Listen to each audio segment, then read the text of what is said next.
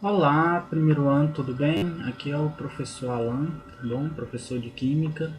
Como está tendo muita dificuldade com conteúdo, somente com os PET, e, e com as explicações só por escritas, né? E, e o pessoal está tendo, né, falando dessas dificuldades, eu estou fazendo vídeos como se fossem aulas, né, presenciais. Então, eu vou estar fazendo esse vídeo aqui que vai ser sobre semana um, 2 e 3 do PET 4. Que é o que? Eu vou estar falando sobre a história da tabela periódica e as propriedades periódicas que existem na tabela, ok? Então, vamos lá e vamos começar. A história da tabela periódica, pessoal, ela foi construída durante muitos anos. Então não foi de uma hora para outra que a tabela periódica foi construída, né? Então já se conheciam desde a Idade da Pedra, teve a Era do Bronze, teve a Era dos Metais, né? Então já se conheciam alguns elementos químicos mas não estabelecia nenhuma propriedade físico-química entre eles, semelhança entre eles, né?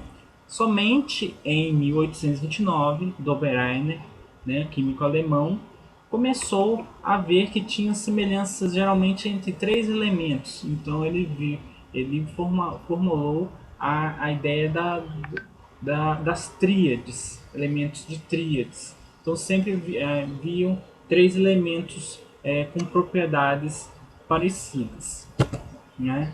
Depois apareceu um outro químico também, Charcot, não sei se a pronúncia em francês está certa, mas um francês, em 1862, ele já começou pela ideia chamada da teoria do parafuso telúrico. Ele tinha a ideia de que as massas atômicas eram como se fosse uma superfície cilíndrica de um parafuso, mas era muito confuso e era válido somente até o cálcio. Então, para elementos muito pesados, não tinha muita validade, né? Somente em, com Dmitri Mendeleev, conhecido Mendeleev, que, que começou a que começou a ter uma certa lógica.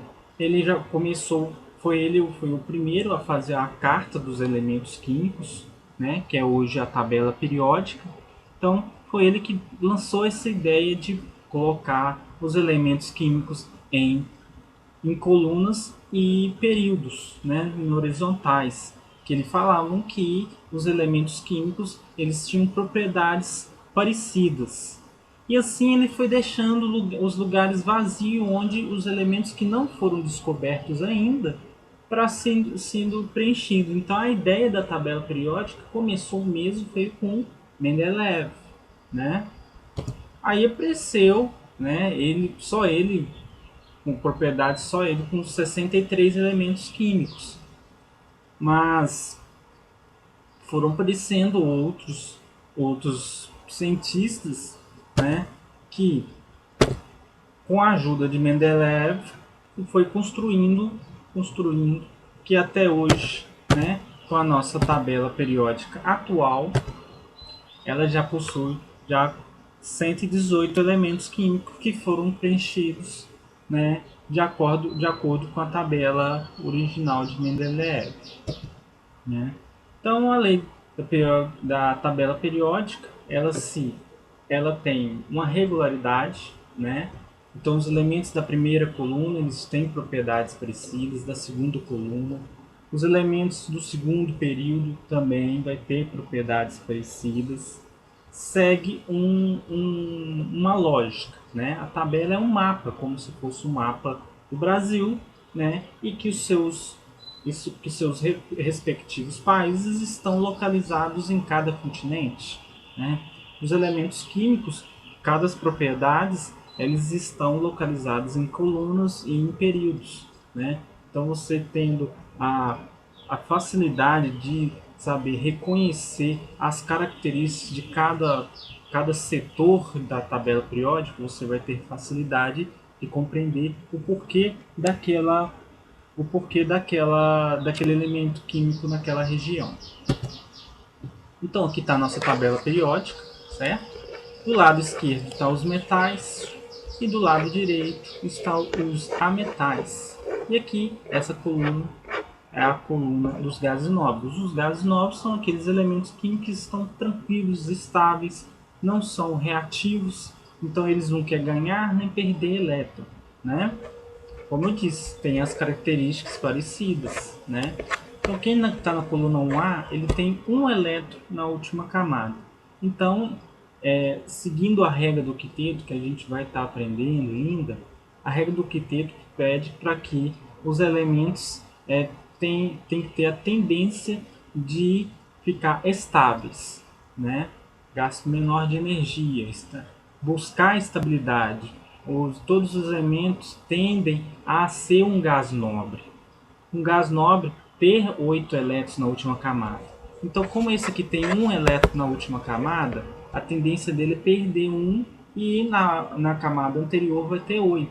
Então, esses elementos que estão na coluna 1A, coluna Q1, tem um elétron. Os que estão aqui na coluna 2 tem 2 elétrons na última camada. Aí vamos para a coluna 13 aqui, ó. Esses aqui são elementos que têm 3 elétrons na última camada, 14, 4 elétrons na última camada, 15 e assim por diante. Até o 17 aqui no fluorocloro, eles têm 7 elétrons na última camada. Mas esses aqui, 7, 6 e 5, a tendência é deles ganhar. Por exemplo, que tem 7 vai ganhar 1, fica com 8. 6 vai ganhar 2, ficar com 8. 15, ficar com 5, ganhar 3, vai ficar com 8. Porque é mais fácil deles ganhar elétrons do que perder, né? Então esses aqui vão ganhar, os que estão desse lado aqui vão ganhar elétrons, né? Os ametais, e os que estão aqui do lado esquerdo, que são os metais, eles vão perder. Então a gente vai falar outra característica. Esses aqui são eletronegativos, porque eles têm tendência a ganhar elétrons, que são cargas negativas. E esses elementos, os metais, são eletropositivos, porque eles têm a tendência de perder elétron, então eles tendem a ficar positivo, né? Considerações importantes, né? Os prótons são espécies positivas, os elétrons são espécies negativas, nêutrons são neutros, né? Não tem carga, né? Isso aqui já foi falado já no PET anterior, né? Massa é igual ao número atômico mais os nêutrons, né? Distribuição eletrônica, né, das camadas e os níveis, né? E no caso, as camadas de K a Q, né, seguem cada camada tem a quantidade de elétrons, 2, 8, 18, 32, 32, 18, 8. E os níveis, né? E os níveis que é falado em 1 a 7. Né? Os níveis energéticos a gente fala de camadas. E os subníveis a gente fala como SPDF, que é o diagrama de Linus-Pauling. Tá? Então, subnível nós vamos ter esses 4, SPDF, e os níveis nós vamos ter de 1 a 7. Tá? Então, aqui o diagrama energético, nós temos as camadas de K a Q, tá vendo? De 1 a 7, e os subníveis. Um S, por exemplo, na camada K, nós temos um subnível. Na camada L, nós temos 2S. Na camada L, nós temos o 2S e o 2P. Na 3, nós temos 3S, 3P e 3D. Na 4, nós temos 4S, 4P, 4D e 4F. Tá vendo?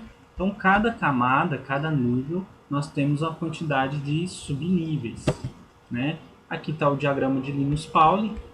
Então a gente segue nessa linha aqui, ó. Então, por exemplo, se eu tenho 10 elétrons, um elemento químico tem 10 elétrons.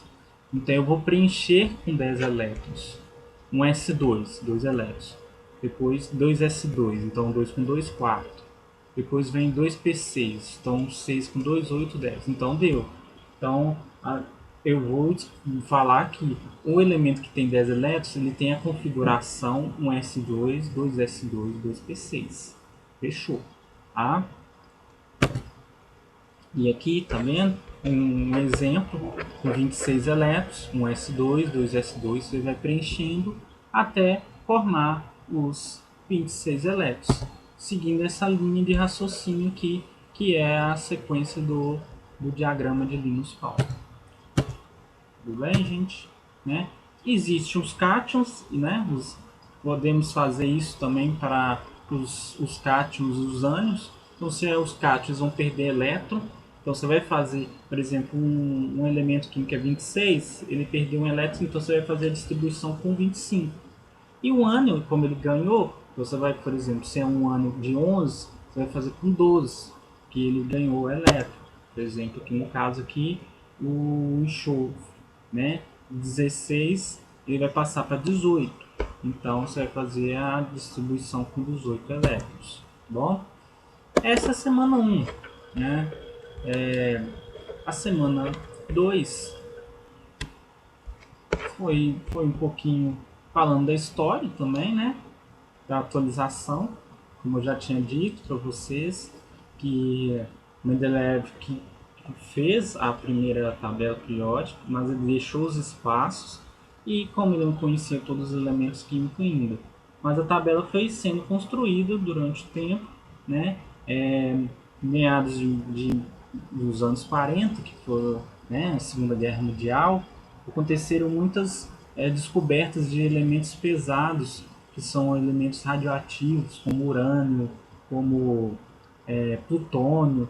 Então, esses elementos que foram sendo preenchidos, os lactanídeos e os actinídeos, né, os elementos também, e os elementos 113, 115, 117, que são os últimos aí que foram descobertos em 2016. Bom, resumindo, é isso. A tabela periódica segue uma regularidade. Os elementos químicos são organizados em ordem crescente, número atômico. Ocorre uma periodicidade nas propriedades. Então, o número atômico vai aumentando, né? Então, o raio do átomo vai aumentando, a massa vai aumentando, tudo isso. Então, nossa tabela que nós conhecemos hoje é essa, né? Deixa eu passar aqui.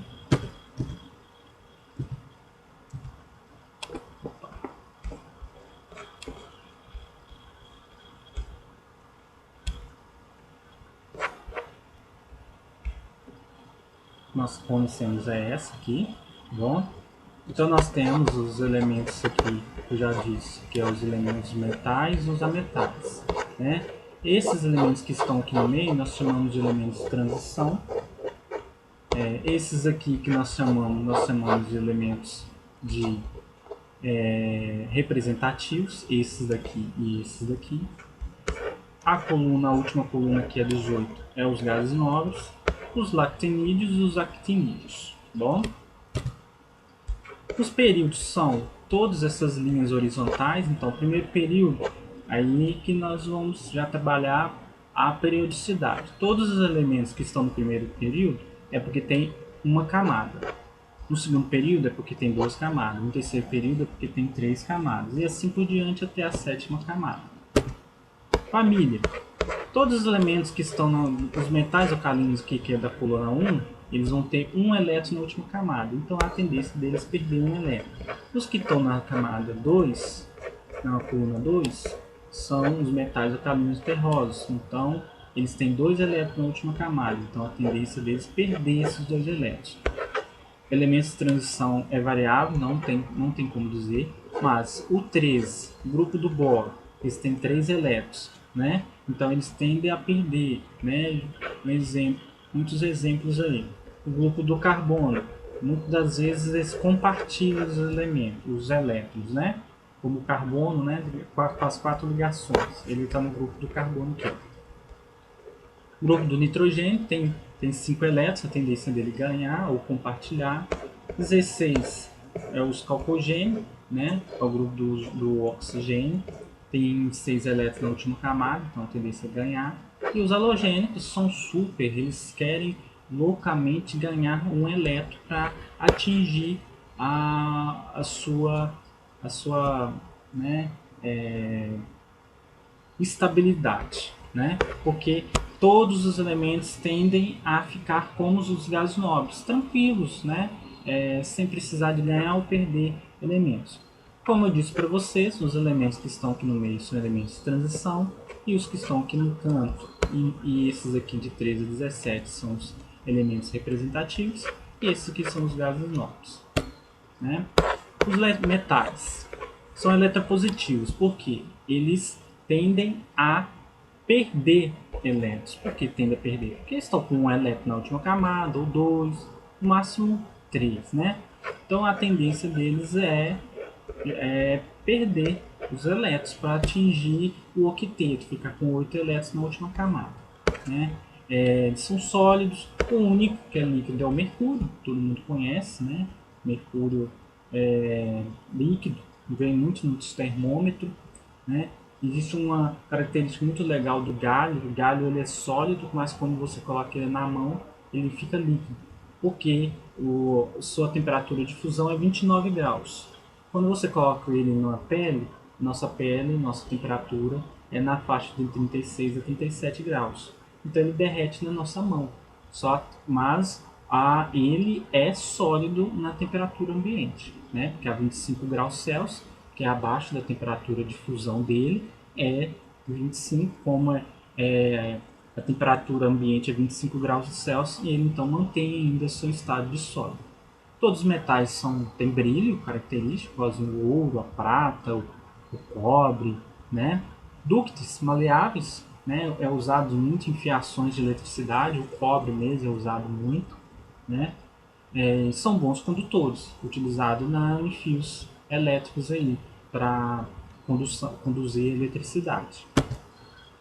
Os ametais já são ao contrário. Os ametais são esses aqui que estão na direita. O flúor, por exemplo, né? O cloro.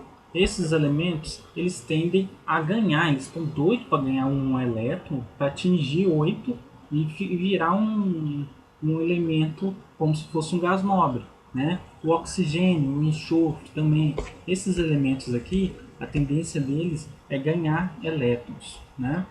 Ao contrário dos metais, são opacos, não tem brilho, né?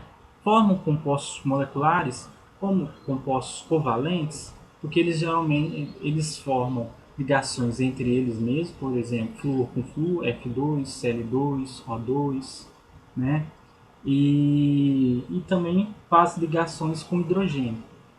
Então, esses elementos, além deles fazerem ligações covalentes, eles são péssimos condutores. Então, é tudo ao contrário dos metais, né? Os gases nobres são aqueles elementos que estão super tranquilos, eles não têm interação com ninguém, com nenhum elemento, são poucos reativos. E o hidrogênio é um elemento à parte, tem um comportamento único, ele faz ligações covalentes com os ametais e difere de qualquer outro elemento, né? E a semana 3, né? A semana 3, a gente já vai falar um pouquinho das propriedades periódicas. O que seriam propriedades periódicas? Seria você comparar a tabela periódica e com o elemento em relação ao seu raio, em relação ao seu potencial de ionização, né? Eletronegatividade. O que é eletronegatividade? Eletronegatividade é aquele átomo que tem a tendência de querer elétron, e isso a gente já falou.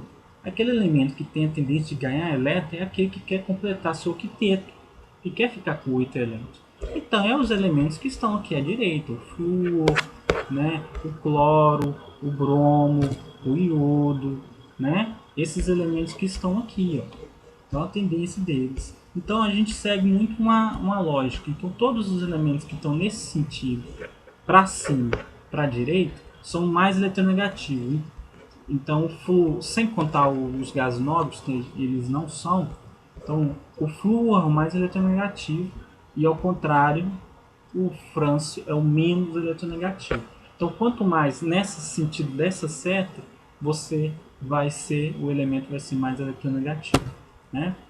Eletropositivo já é o contrário, né? Então é aquele elemento que tem a tendência de perder, que está doido para perder um elétron, né? Então, ao contrário, aqui vai ser o Francio, né? E o que está o oposto dele é o Flu. O Flu é o que é o menos eletropositivo, tá bom? E seguindo a mesma ideia das setas. Potencial de ionização é a necessidade para arrancar um elétron de um átomo, né? É aquele elemento que está doido para se transformar em um íon, né? Varia com a eletricidade e inclui os gases nobres. A segunda ionização requer maior energia. Então é aquele elemento que tem muita dificuldade de perder um elétron, né? Então, os que têm mais facilidade, é claro que são os aqui da coluna A. Eles estão doidos para perder um elétron. Então, tem muita facilidade. O que tem maior potencial de ionização são os gases nobres. Os gases nobres eles são poucos reativos. Então, ele não tem tendência a perder elétron de jeito nenhum. O potencial de ionização é a energia necessária para perder um elétron. Quem tem mais facilidade de perder o elétron, né? Quem tem a maior facilidade, não. Quem tem a maior dificuldade de perder o elétron vai ser os gases nobres. Depois vai vir o flúor. O flúor não quer perder, ele quer ganhar, né? E assim por diante, seguindo a seta, né? Raio atômico, eu disse para vocês período, né? No período 1, no primeiro período, tem uma camada, no segundo período tem duas camadas. Então, se a gente vai aumentando as camadas, é claro que vai aumentando o raio do átomo, né? Então, a tendência é que você vai aumentando as camadas aqui, 7, por exemplo, a sétima camada tem o raio maior, né? E nesse sentido aqui também, ó, para baixo e para esquerda, vai ser o maior raio, né? Eletroafinidade também vai seguir o mesmo.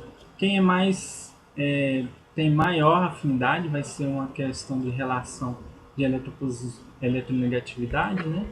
É aqueles elementos que têm a facilidade de ganhar um elétron, por exemplo, né?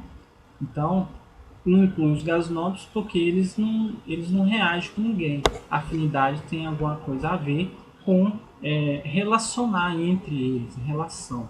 Então, os elementos que têm maior afinidade são esses aqui, os halogênios, que são o flúor, o cloro. Tá aqui, ó, em uma mesma família ou no mesmo período, quanto menor é o raio, maior é a afinidade eletrônica, né? A densidade, esse sentido aqui, o ósmio vai ser o elemento mais, vai ter maior densidade, né? E resumindo essas propriedades, aqui está uma tabelinha, né? Então, energia de ionização, eletronegatividade e afinidade eletrônica é esse sentido da ação. E raio atômico e eletropositividade é esse sentido dessa ação. Então, gente, é isso, né? Foi um resumo dos 3 semanas. Espero que vocês gostem e até mais. E tchau, tchau.